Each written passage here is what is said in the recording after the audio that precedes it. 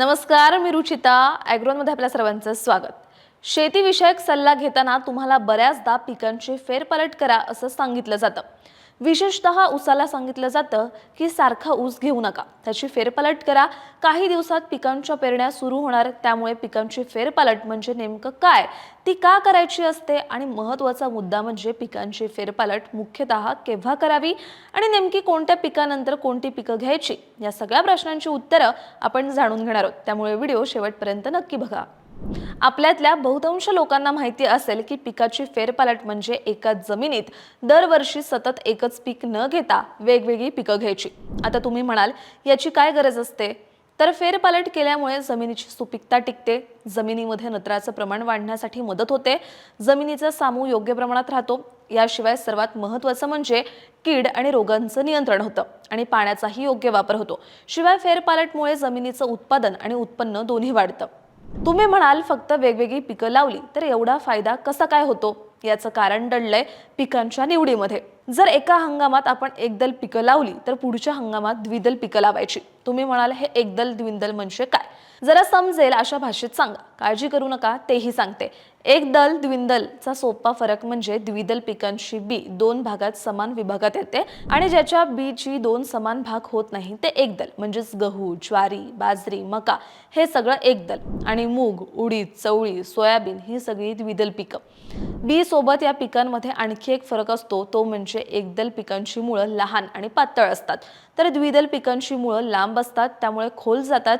याशिवाय एकदल पिकाच्या पानांवरच्या रेषा या सरळ उभ्या असतात, तर द्विदल पिकाच्या दोन भागात आडव्या आणि एकात एक मिसळत वाढतात. पण फेरपालटमध्ये हे एकदल द्विदलचा काय बदल करायचा?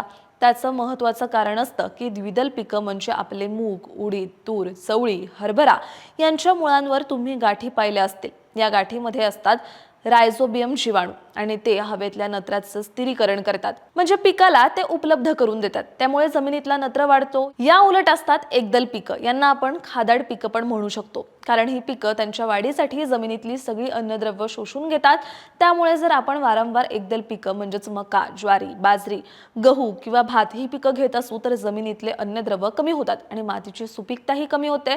त्यामुळे एकदल पिकं घेतली की पुढच्या हंगामात द्विदल पिकं घ्यायची. बऱ्याचदा शेतकरी खरीपातल्या मक्यानंतर पुन्हा मका किंवा रब्बी ज्वारी घेतात, तर ते चुकीचं ठरतं. आता सोयाबीन हे पीक द्विदल मध्ये मोडतं, पण सोयाबीनवर आपण कायम सोयाबीन घेत राहिलो तर जमिनीत सोडियमचं प्रमाण वाढतं आणि जमिनीचा सामू बिघडतो. त्यामुळे आपल्याला कायम हा समतोल ठेवायचा असतो. मग तो समतोल कसा ठेवायचा? शास्त्रज्ञांनी या फेरपालटासाठी काही क्रम ठरवलेत. ते कोणते आहेत ते समजून घेऊयात. जर तुम्ही आत्ताच्या रब्बीमध्ये हरभरा घेतला असेल तर खरीपात मका, सोयाबीन, कापूस किंवा ज्वारी घेऊ शकता.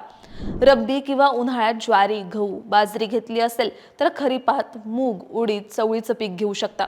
जर तुम्ही रब्बीमध्ये किंवा उन्हाळ्यात ज्वारी, बाजरी घेतली असेल तर यंदा तूर लावा. आपल्याकडे सहसा जास्त प्रमाणात कापूस घेतला जातो. कापूस हे 6 महिन्याचं पीक आहे आणि त्याची मुळं सुद्धा जमिनीत खोलवर गेलेली असतात. त्यामुळे कापसानंतर तुम्ही जमिनीत गहू किंवा हरभरा लावू शकता. खरीपात भात घेतलात तर हरभरा किंवा भाजीपाला लावू शकता आणि ऊसानंतर कडधान्य पिकं घेऊ शकता. आपल्याकडे नाशिक पट्ट्यात मोठ्या प्रमाणात कांद्याचं पीक घेतलं जातं. खरीपातला कांदा जास्त तर बीजोत्पादनासाठी वापरला जातो. त्यामुळे कांद्यानंतर तुम्ही गव्हाचं किंवा मक्याचं पीक घेऊ शकता. किंवा तुम्ही उन्हाळी कांदा घेतला असेल तर खरीपात मूग, उडीद किंवा बाजरी, ज्वारी घेऊ शकता. आणि तुम्ही जर भाजीपाला पिकं घेत असाल तर कायम टोमॅटो, मिरची, वांगी अशी एकाच कुळातील पिकं सतत एकामागोमाग एक घ्यायची नाहीयेत. याशिवाय एखादा उन्हाळी हंगाम जमिनीला विश्रांती द्यायची आहे. एकंदरच काय तर एकाच प्रकारची पिकं सतत घेणं टाळायचंय आणि एकदल पिकानंतर द्विदल पीक घ्यायचंय. जाता जाता पिकाची फेरपालट केव्हा करणं जास्त गरजेचं असतं ते जाणून घेऊयात. जेव्हा पिकाला जमिनीतून कीड रोग होतात तेव्हा पुढची 2 ते 3 वर्ष ते पीक टाळायचं असतं. अशा वेळेस पिकाची फेरपालट करणं अत्यंत फायदेशीर राहतं.